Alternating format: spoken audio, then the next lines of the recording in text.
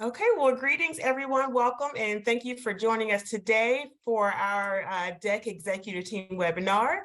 I am Shariah Johnson, co-chair for NADEC's Education and Outreach Committee.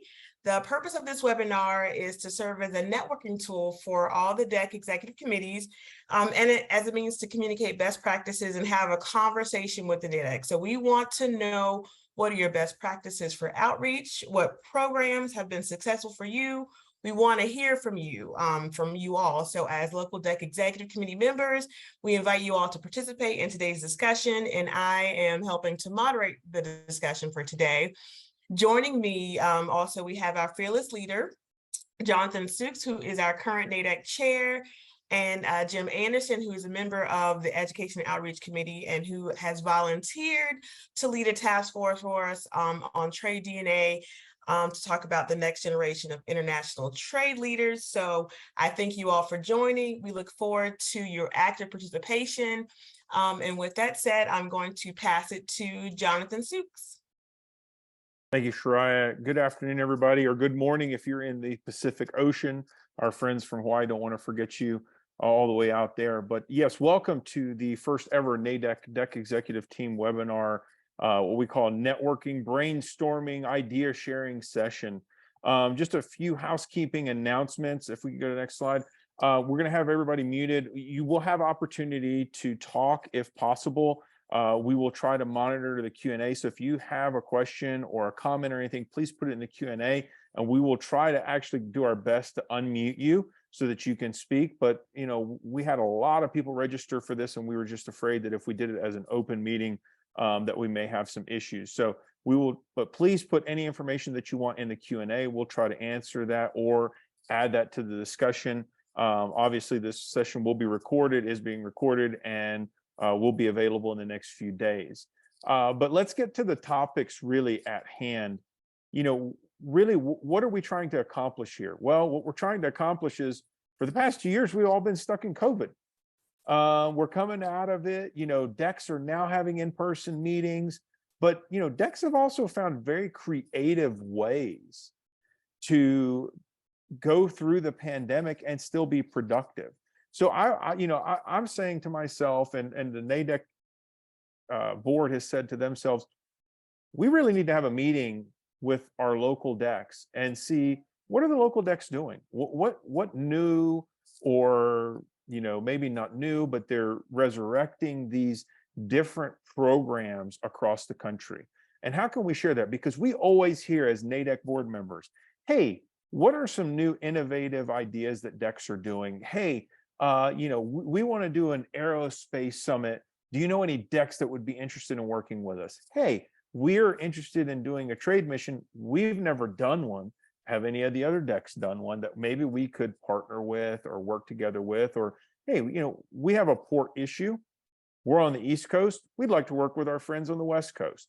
So, you know, these are different things that NADEC board members get asked all the time. And so we said, you know, rather than us, you know, just always going through the same thing that NADEC board members do, let's have a meeting. Let's share some of these ideas, spur some of these conversations, and allow you local DECs to connect, get interactive with each other, work on projects the same. Because one thing that, if you've read the newsletter the past few months since I was elected in October as NADEC board chair, it was inform, educate, and advocate. These are the three pillars that the NADEC will stand on for the next 2 years, meaning we're going to inform our SMEs, business partners, government officials, everything. We're going to educate them on exporting and non-tariff barriers, tariff barriers, everything that SMEs face.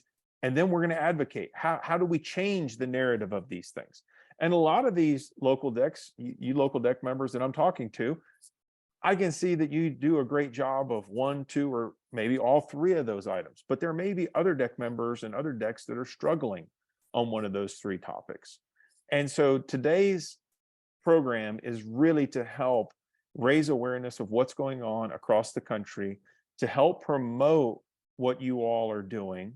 And when I talk about promote, if you've been to our NADEC website here recently, you'll see that there's a form that you can fill out where you can put your events, your upcoming events, in that form, and we will post it on our NADEC website. So we'll help promote those events. So maybe you're doing one on export compliance. Maybe you're doing one on currency. Maybe you're doing one on cybersecurity, and you want to have it promoted beyond just, your network of influence. Please send it into our NADEC website. We'll be more than happy to help you with those particular programs. But without further ado, I really want to turn it over to Jim Anderson. Jim is an educator. He's part of North Texas DEC, and he's leading the subcommittee for the Education Outreach Committee, as Shariah said, on building the trade DNA. And I can tell you, as somebody from the North Carolina DEC, who was there when building the trade DNA was at its inception, the general purpose, I would say, is creating exporters of tomorrow. Let's face it, at some point in our lives, all of us will be retired. We need that next generation to come in, and I don't foresee a whole lot of places in middle schools, high schools, and spotty in some colleges. Some colleges are better than others that really push for international business, whether that's in compliance, law, whether it's in logistics, sales, marketing, all those different things. So, I want to turn it over to Jim to kind of talk about the subject of building the trade DNA and some things. And I hope that what that does is it gives you local DEC members some ideas of, hey, maybe we're already doing some stuff similar. We'd like to jump on board, or maybe you're not, and you really like to get more information. Great. But I hope then it spurs you guys to think and say, oh, this is what we're doing, and let us know in the Q&A so that way we can start these conversations with you. So Jim, I'm going to turn it over to you. Thanks so much, Jonathan. Talking to you all from my smartphone and a vehicle 200 miles from where I live. So apologies if we have any technical issues on that. I think Shariah and Jonathan are going to help us call on people for the questions and comments. Sorry, I've had the privilege of teaching at Baylor University for about 15 years, global business development and international marketing specifically. Simultaneously, I've run an export management company called Etc. International. So I'm an active exporter, things inbound, outbound right now. Apologies for that. But I was asked by Tom, who could not be with us today, Jonathan and Shariah, to lead this group as we further explore trade DNA. I don't know exactly when.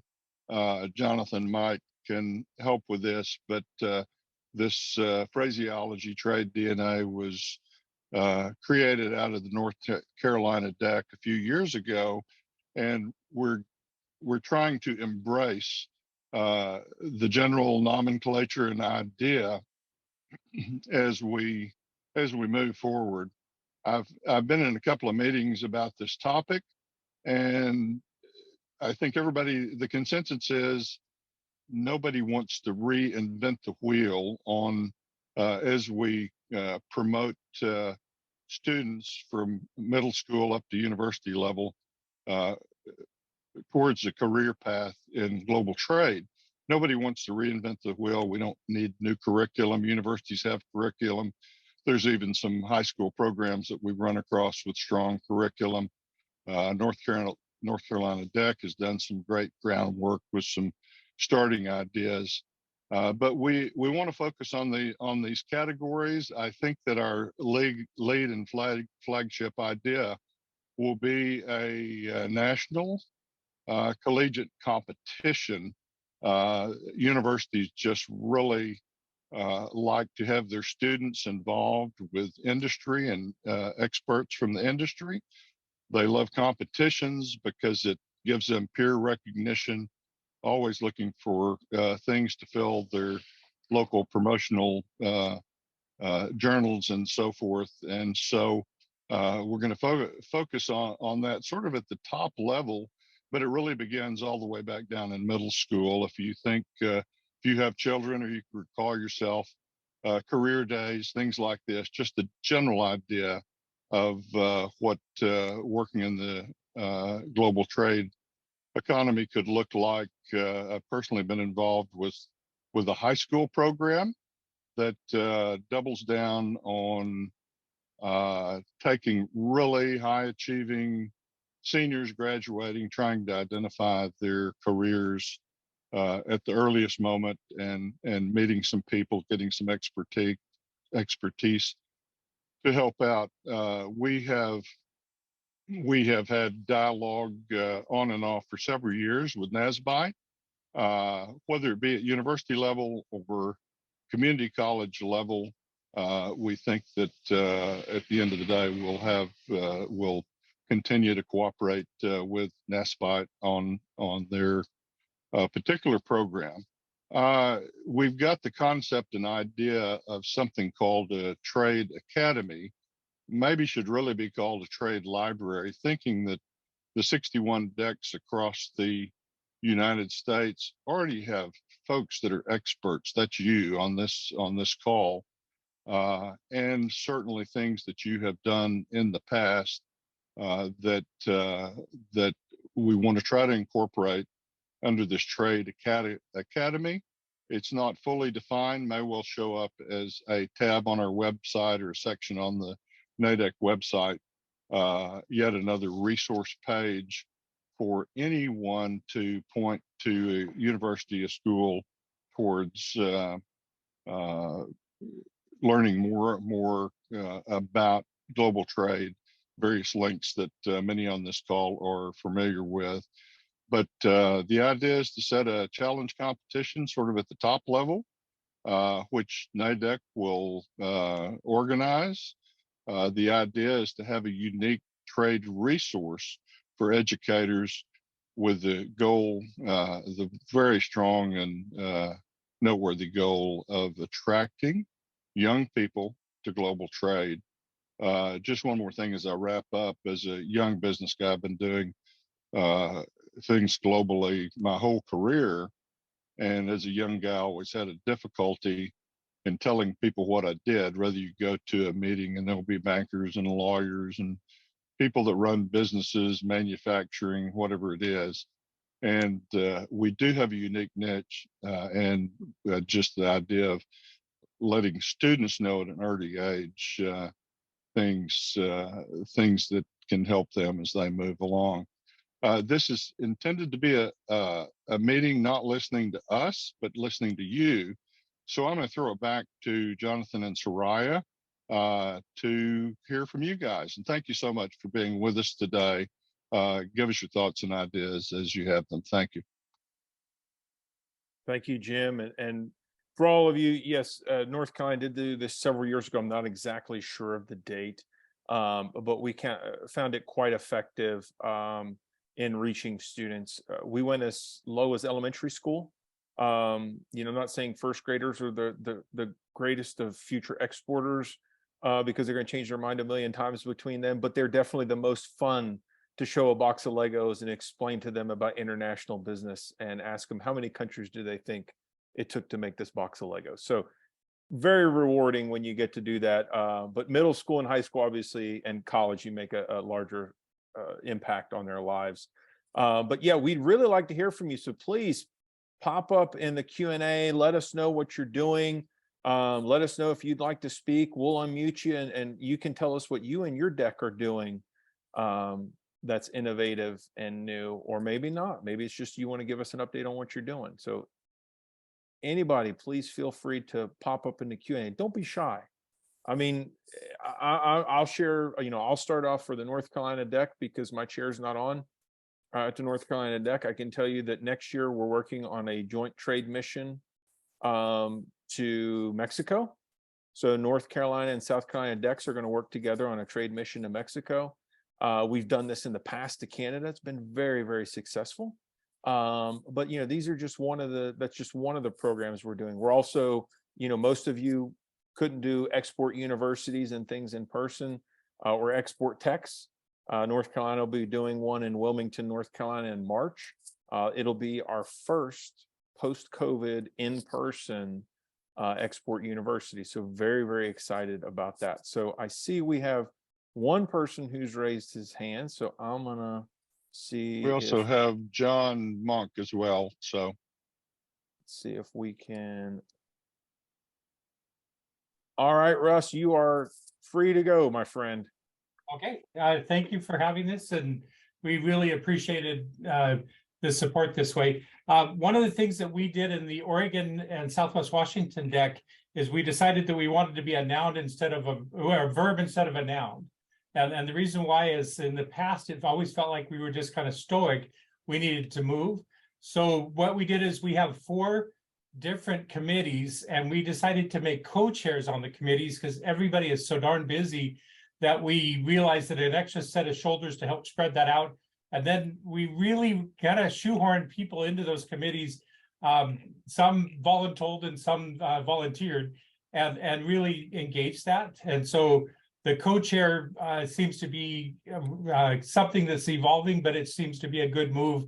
And it's just nice to have a second person to bounce off. How do we move this forward? We have gone to Lunch and Learn electronic forum for a lot of our things 5 or 6 times a year. And by doing that, we also reached out to cross-pollinate with a couple of the regional decks that are in our neighborhood, and we're able to pick up people from their decks. And then in the last one that we did, which was about how to work with the beauty of working with the embassies worldwide, that got kicked up to the national forum.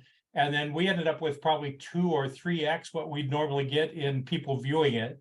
So in our world, that was a big evolution in that change. Cross-pollinating with the decks, and you know, there's some goodwill created and ideas back and forth that really make a lot of sense.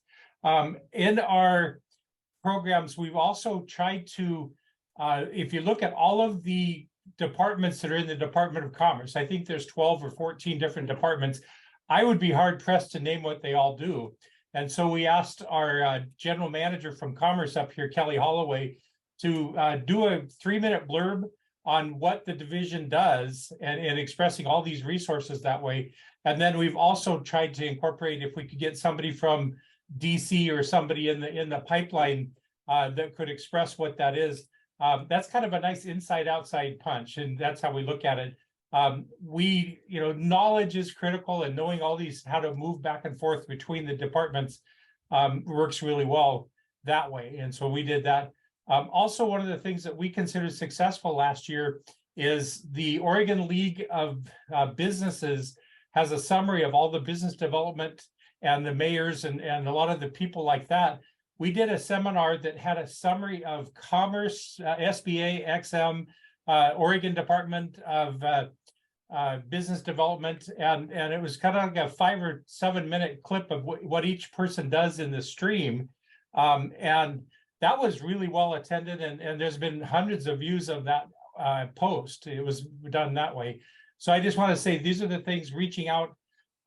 When we reach out to elected officials, we realize that it's not just the federal elected people, but it's the mayors and the business development people and all of the altitudes, county commissioners and things like that. All of them should know about what Commerce does and exporting does. So that's kind of a quick snapshot of what the Oregon deck is doing.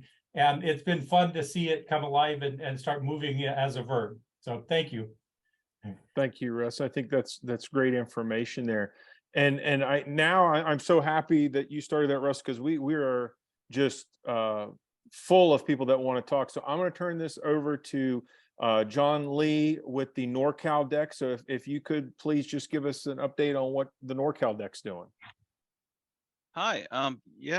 This is John Lee. I go by John. A lot of wonderful ideas. Russ, working with embassies worldwide really sounds like something that actually sounds good to me. I'm the vice chair of the Northern California deck. Earlier this year, we finally went back to in-person meetings with the holiday party this year. Hosted the Indian Consul General of San Francisco and discussed India as possibly our new main partner in Asia. And then I'm actually, I think some of the people in the SoCal deck are also on this Pacific Coast Council, which is a Custom Brokers and Forwarders Association. We annually go to Washington, D.C. to lobby our congressionals and meet with our regulators. I would like to kind of see if our NADEC can also do some kind of a outreach lobbying effort in Washington, D.C. That might be something that's great. I think when I do it, every time I do it, I feel really privileged to have access to our federal government in that fashion. Certainly, we are doing educational seminars. We plan to probably do about 2 this year.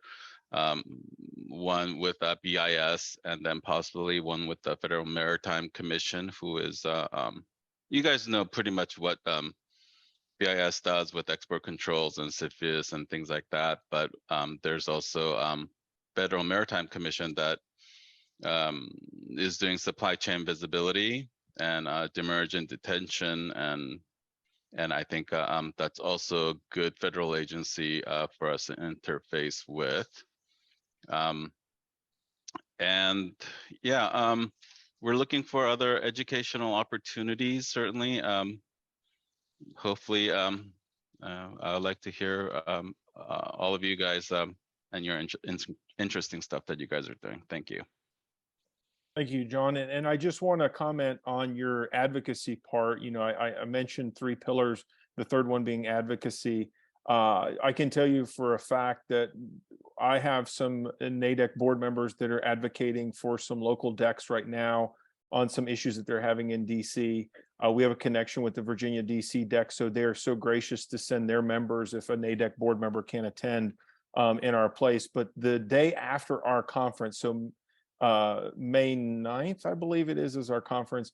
It's on our website, so don't hold me to it. But the day after, we are actually going to have a big, you know, advocacy explosion is what I call it, where we're going to be going up on the Hill en masse as DEC members to talk to our legislators about different things. And this could be, you know, not being able to get containers. It could be TPA. It could be US-UK free trade agreement, US-EU free trade agreement, lowering non-tariff barriers, you know, compliance issues, data privacy issues, all these different things that we're facing. Be great for all of you DEC members to come to the annual conference, because the day after we are going to be going up on the Hill en masse. We're going to have a breakfast in the morning. Everybody kind of get their one-pagers, their congressional outreach sheets that's going to have, you know, what's the impact to the congressional members in their state. And then everybody's going to go up on the Hill for their meeting. So please, everybody's definitely invited for that. But I want to go ahead and, you know, it's great that we came to California. Now we're going to go to the New York deck, if I can. There we go. And I just, Christine, if you could give us an idea on what's going on in New York.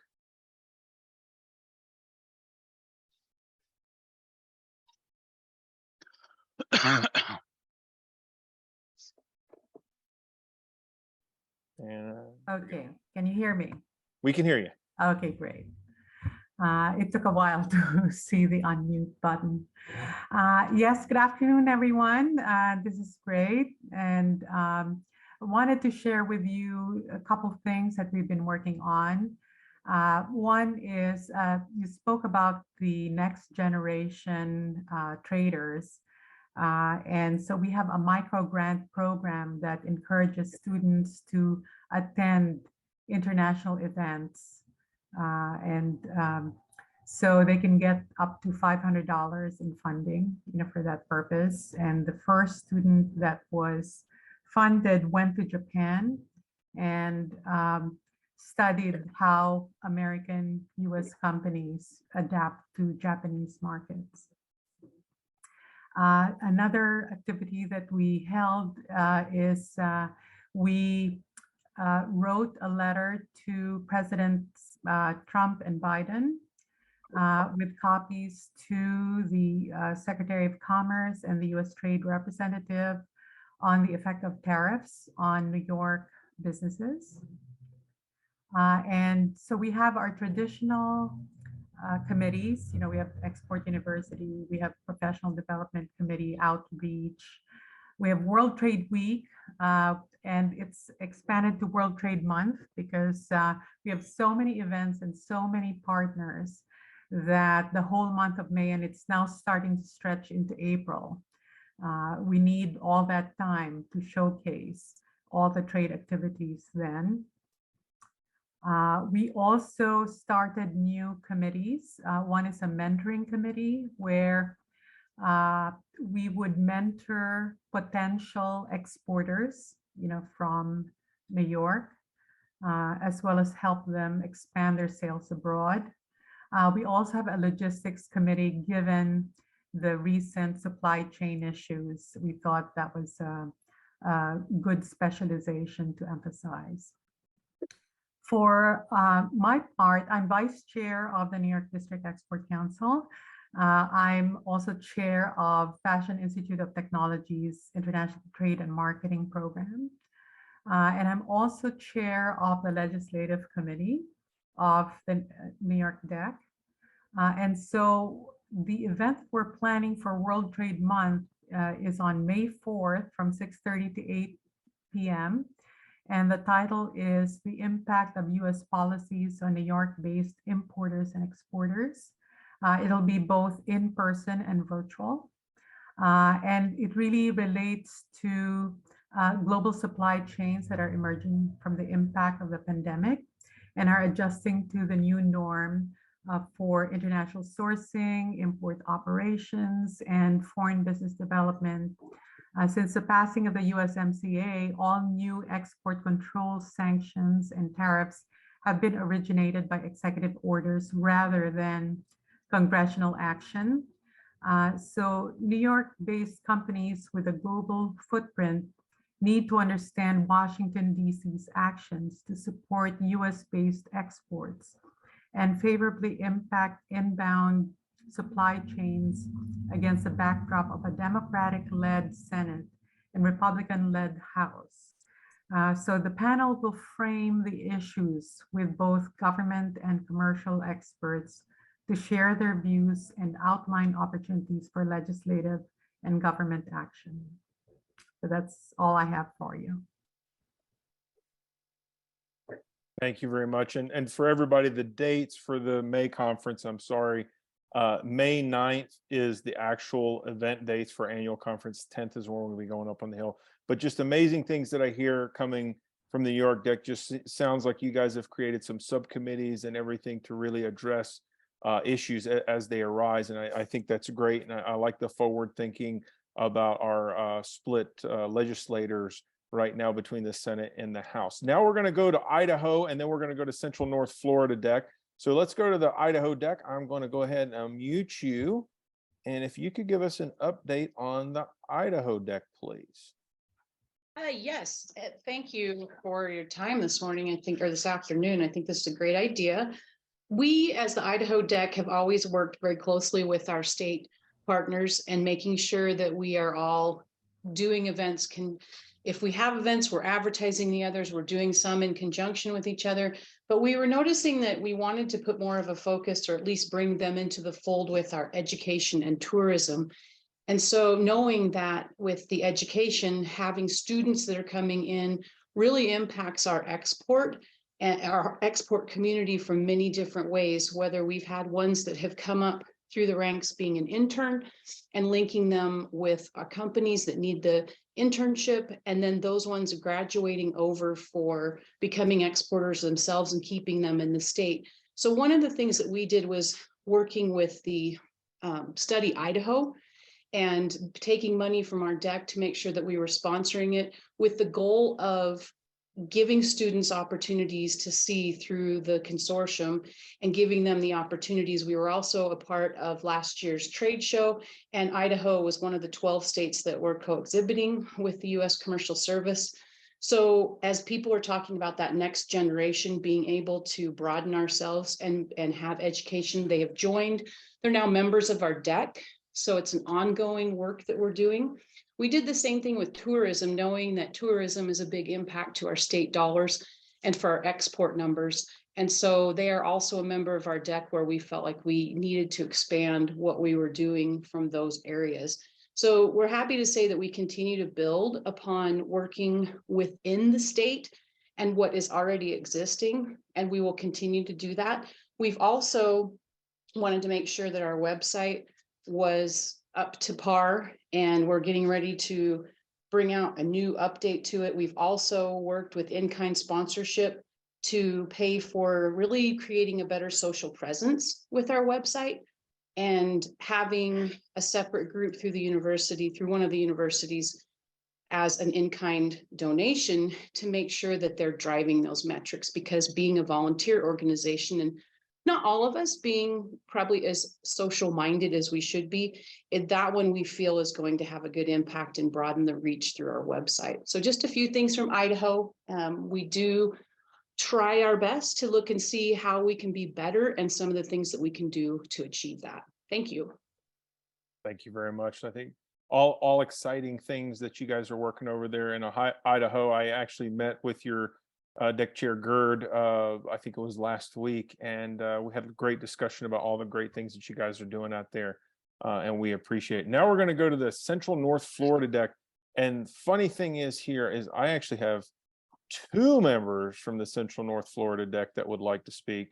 So we'll let them fight it out here online to see which one wants to go first. But Chris or Mary, please go ahead and begin. Hi, I'm Chris Leggett. I'm the chair of the Central North Florida District Export Council. We represent sort of outside of Miami area. I'll let my Vice Chair for Outreach and Education, Mary Allen, start off this conversation and then add on to what she has to say.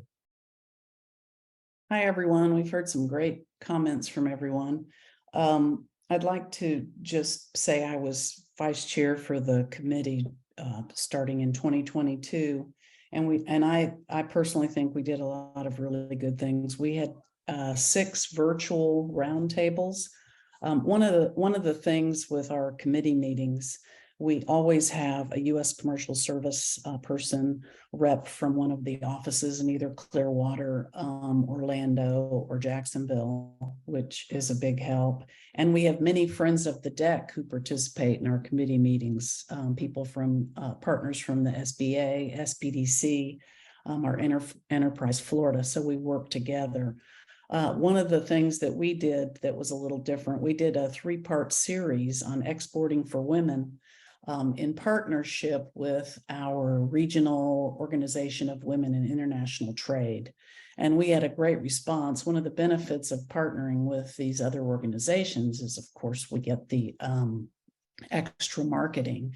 So we had a really nice return on our events. I can say that we had, of those registered, we had a 61% attendance rate. And I'd like to say that's pretty good. I don't know what the average should be, but we did have some great responses from our events. I'll share that one of the best events was Exporting for Women series on international legal issues. So it's always a big opportunity and a great topic, especially we have so many international attorneys on our DEC and around Florida that are available for these panels. So it was great. We had 4 or 5 people on a panel. We opened it up to for a national response. So, and I'd like to say we have the same thing planned again for 2023. And we're also planning an in-person event around May World Trade Month. So we might want to reach out to New York, for some of your ideas, and a couple of other in-person events that I think are going to be big opportunities for our DEC. I love the co-chair ideas, and many of your ideas already just in this call will be beneficial to everyone. So thanks again. And Jonathan, if Sure, I can Mary. jump in right quick. So Mary, so you are speaking to my ears, darling. So we are looking in March for the NADEC, because March is Women's History Month. So we're actually looking to do a Women in International Trade for the NADEC. So I would love to connect with you and see when your event's going to be. I don't know if you're doing it in March, maybe we can collaborate, but then maybe get some tips from you on how you manage the event that you did for Women in Trade. Yeah, we have 3. So we have one at this point, February, March, another one in June, and another one in the fall. The first one we hope will be on grant funding, but it's still in the planning stages. So great. Yeah, let's connect. And I think it sounds like a great opportunity. Yeah, will you send me your email address? Can you send it to me Sure, in the chat? sure. I'll put it in the chat. Awesome.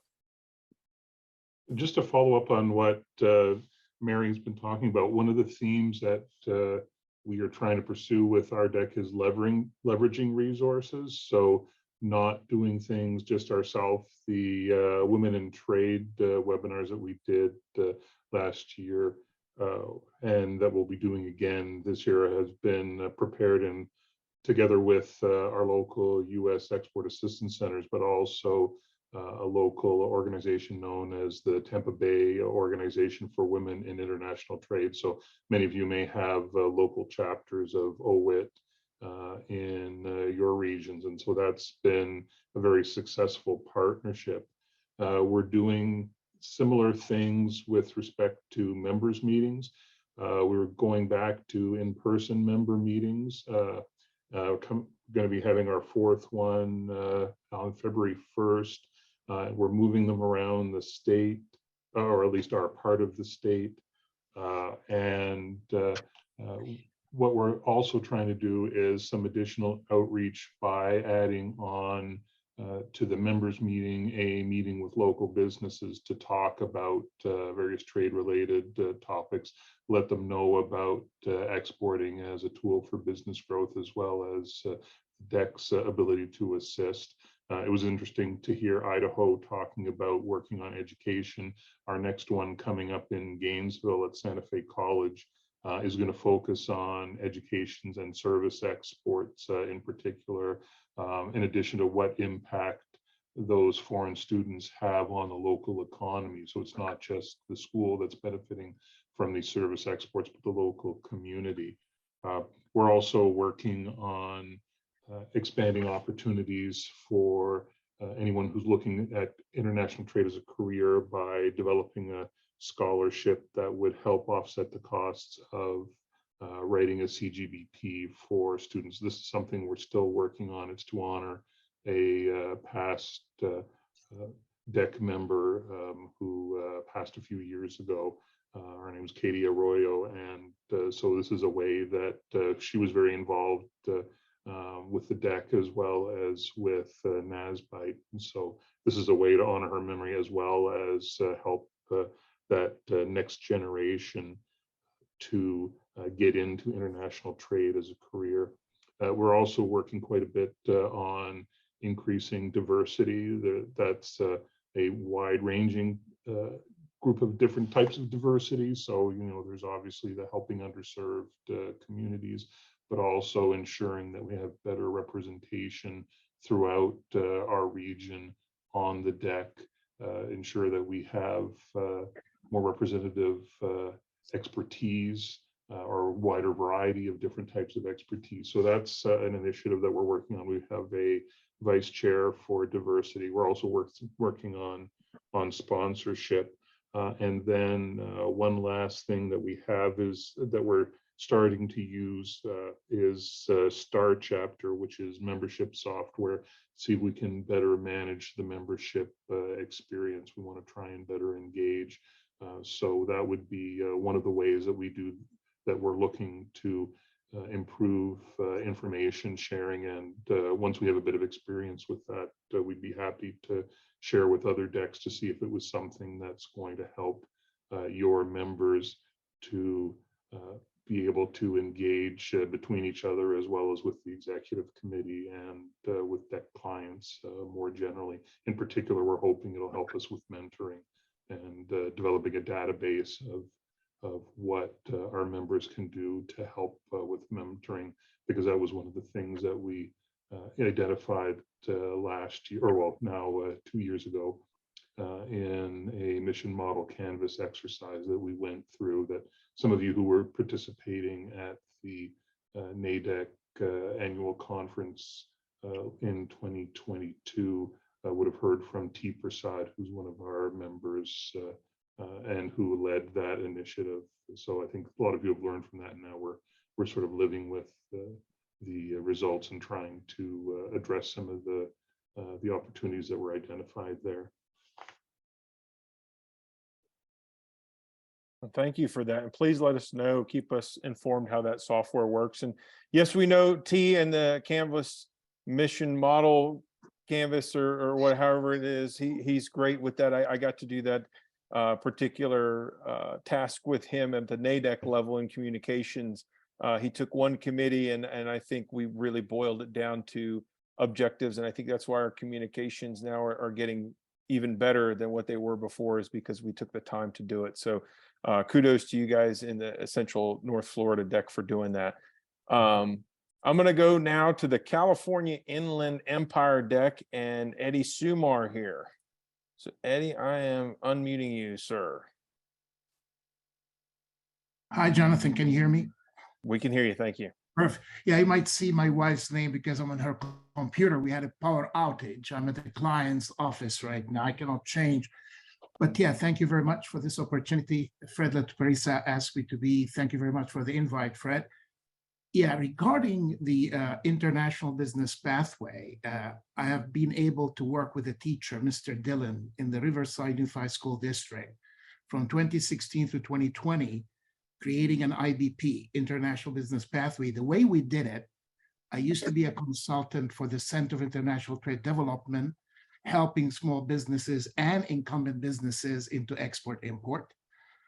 So with a grant, we went into the high school, 9th to 12th graders, and we mimicked it. So Mr. Dillon and I will teach the kids in the classroom. And then when we had the actual event with the businesses in the community, we invited the whole class to attend all 7 sessions, like 7 Thursdays in a row. They'll come from 7:30 to 2 p.m. and the students came from the school. We're able to get them special permission.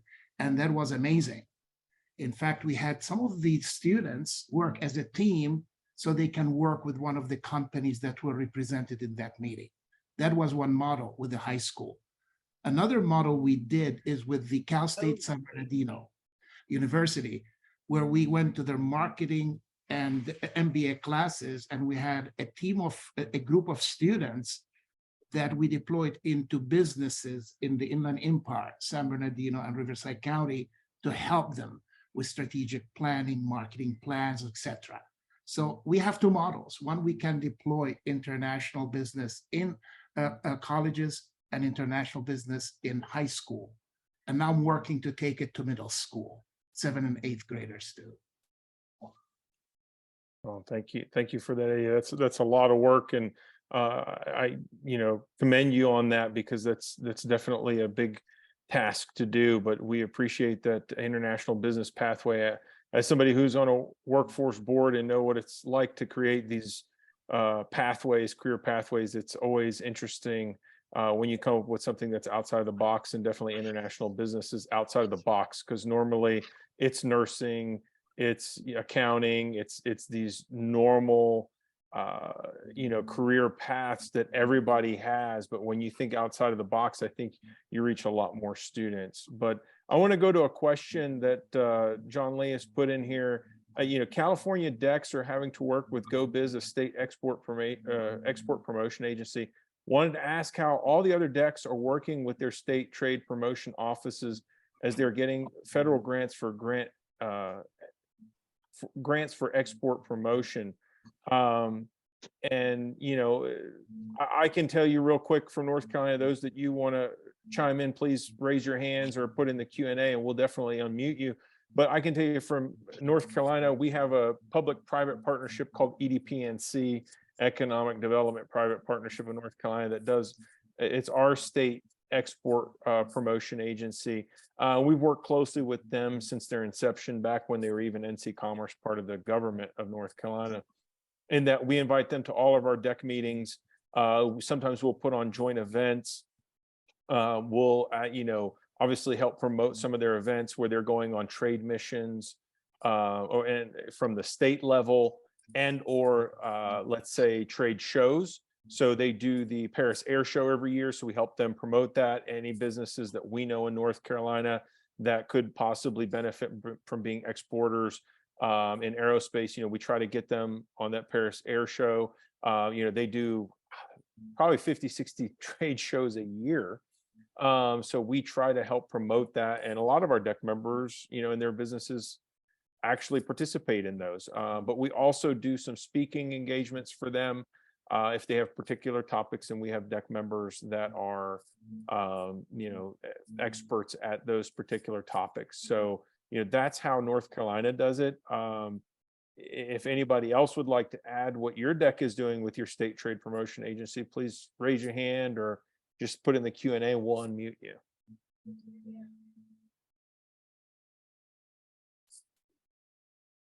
I know North Carolina is not the only state that works with the state trade promotion agency. So go ahead, Jim.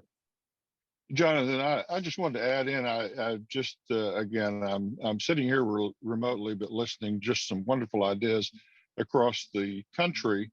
And all we're trying to do is marshal all these ideas, make a common resource page for any DEC to use. So we do things in North Texas that we're proud of that have to do particularly with a program we've worked with University of Texas at Arlington. And so we have our version of how we communicate with students. And the idea is to bring especially any idea coming from across the country into our common resource page. And we certainly will communicate with you folks. We're not trying to control anything. We just want to, let's say, reverberate or broadcast the good programs going in California, North Carolina, Florida, other places that we've heard from. So thank you, Jonathan. Thank you, Jim. And Russ, I see you have something to add. So if you could go ahead and jump in here. So one thing that we do with our Oregon economic development side is really promote what programs are out there. That 75% match that SBA is offering in the STEP grants is really a game changer for a lot of small to medium-sized businesses. The idea of being able to revamp your website to an international flavor is something that a whole bunch of people in Oregon and Southwest Washington have done.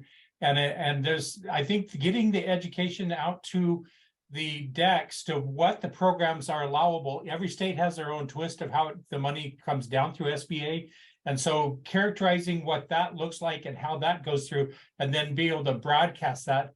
But, when you can say a 75% match to any small business or medium business, you got their attention, and it's really fun to see that ignite.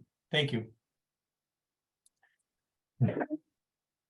Thank you, Russ.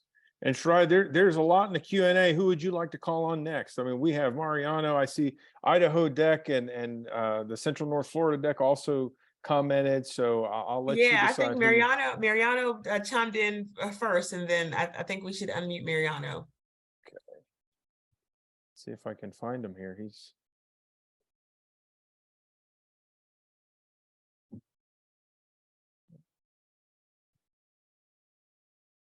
There he is. All right, Mariano, please. Yes. Okay, can you hear me? Yes. Okay, the Puerto Rico Economic Development Agency and the trade company usually invites PR DEC members to participate in fairs, trade fairs, especially to regional countries such as Costa Rica, Panama, Colombia, and we have participated of those fairs. In addition, they consider us as the main resource on how to explain startups and new business and entrepreneurs who are new to the export process on how to enter into the export process.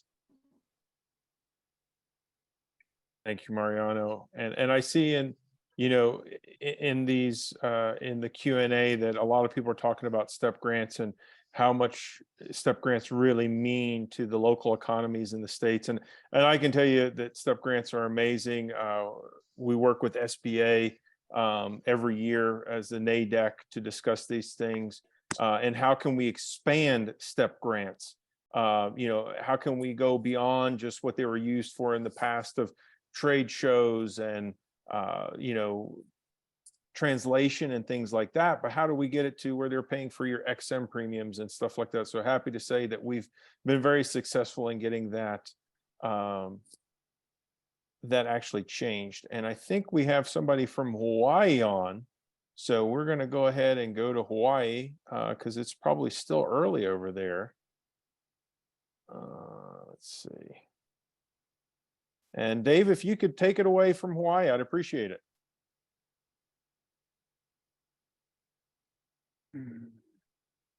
Aloha, can you hear me? Yes, we can. Thank you. Oh, great. Thank you. I put some comments in the Q&A.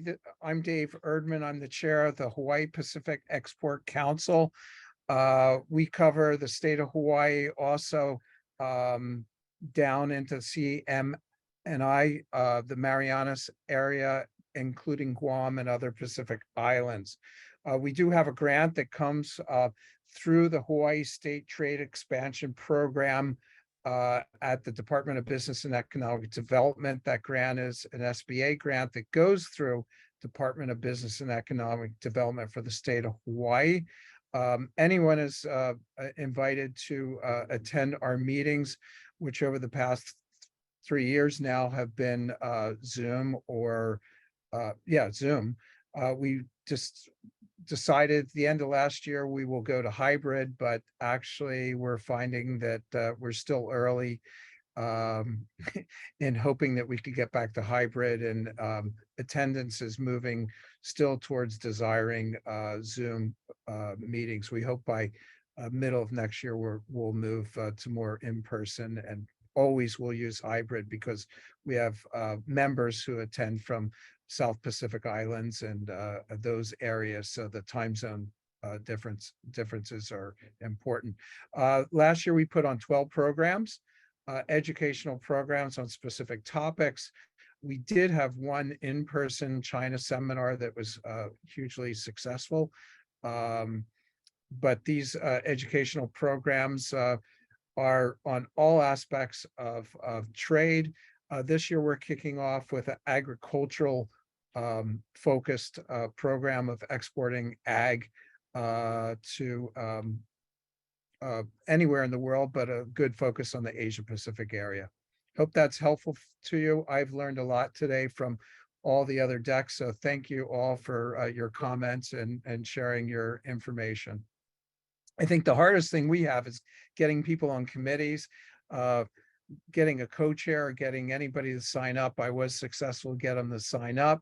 Now the next stage is getting to have some engaging meetings. And I know that's a challenge because many of our members or all of our members are so busy doing their business, but we're moving in that direction. Thank you. Thank you. Appreciate hearing that from Pacific. Thank you. Any questions? I don't have any. Does anybody have any for Dave in the chat? We can go ahead and, if not, and if you need questions later, I can always get you in contact with Dave. That's the great thing about being the NADEC chair. I have all your email addresses and all your contact information. But thank you, Dave. And I also have it from David Day, who's one of your deck members. So we can definitely get a hold of the Hawaii deck. We appreciate you. Shariah, who else would you like to call on? I think we had a lot of good comments in the Q&A from Randy, so maybe we can hear from Randy because I see a lot of messages coming in from Randy Bell. I think Randy's already unmuted. Sure.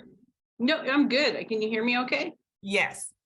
I was just going to say, we've for years have worked with the STEP program, and it may change from year to year of what the focus is, but the really good message is that the work that's put in and working in conjunction with your partners at the state really pays off. And the examples, and I'm not sure if everybody can see the Q&As, but for Idaho and for some of you larger states, it may not seem like a lot, but for us, it was 1.7 million in actual sales of an increase.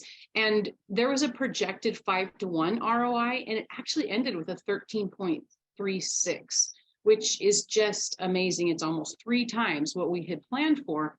And so I just want to put the point out there that however you structure it within your state, just work with your partners for it, because the joint efforts truly do pay off on STEP.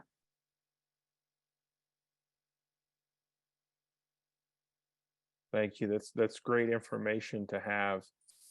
Definitely, I agree with you 100%. Working with your partners with states, the only way you're going to be fully effective. And I'd say most decks that have STEP are very happy they have it. I only hear complaints from states that don't have STEP grants available for their members. Agreed. And Jonathan, we have about 5 more minutes left. It's 4:55, so just a 5-minute call. Any other topics of discussion from anyone else? Drop it in the Q&A.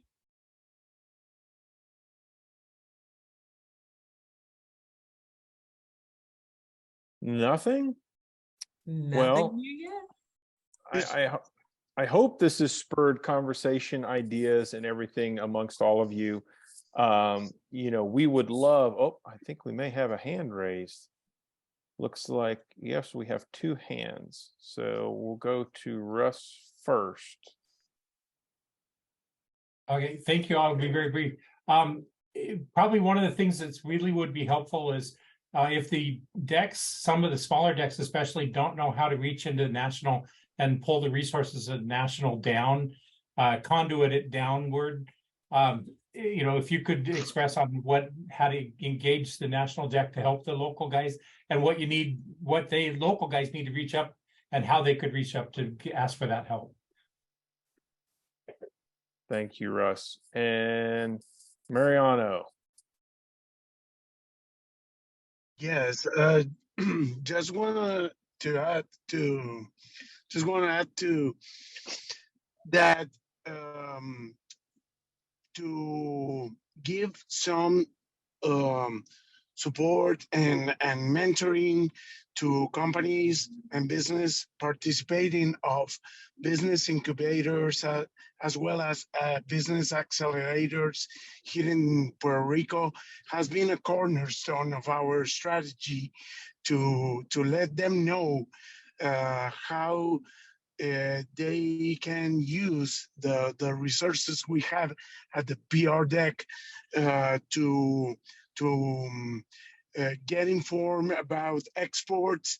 You know, this is an island, and as an island, it is a small and close, very close ecosystem. So we have to maximize our presence in order to foster the participation, the business participation in our exports. And we've been using that strategy to make alliances and MOUs with business accelerators and incubators.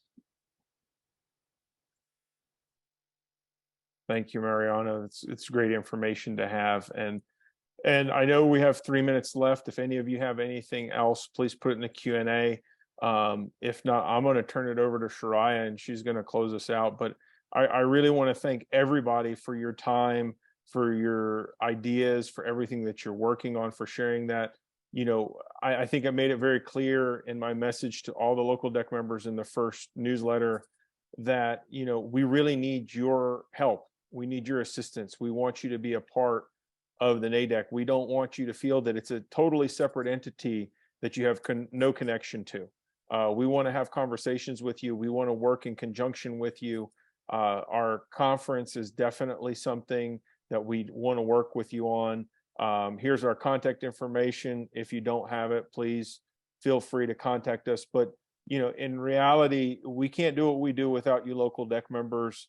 and we appreciate everything. And like I said, I want to reiterate, we have this annual conference coming up. If you want to be a part of it, please feel free to reach out to us. We have panels, moderating positions, speaking positions. Maybe you don't want to do either of those, but you know people and you can help bring speakers to the conference. We would love to have that, because we only can make the conference as good as you guys allow us to make it. And what that means is you all are experts. And I think Jim said it best, when we don't want to reinvent the wheel. If you're an expert and you're on a local deck, we want to hear from you. So that's all I have. I really appreciate your time. And Shariah, I'll turn it over to you. All right, thank you, Jonathan. So yeah, just to echo what Jonathan said, we appreciate your time and joining the conversation. Again, don't let this be the end of the conversation. We still want to continue to hear from you. So send us your ideas. Please go to the NADEC website, log onto the forum, let us know what you got going on. Let's share what we're doing one with one another, and to help build a stronger deck right across the entire United States. So I think that's the goal. So thank you all again for joining us today. Again, our contact information is there. We appreciate you and enjoy the rest of your day.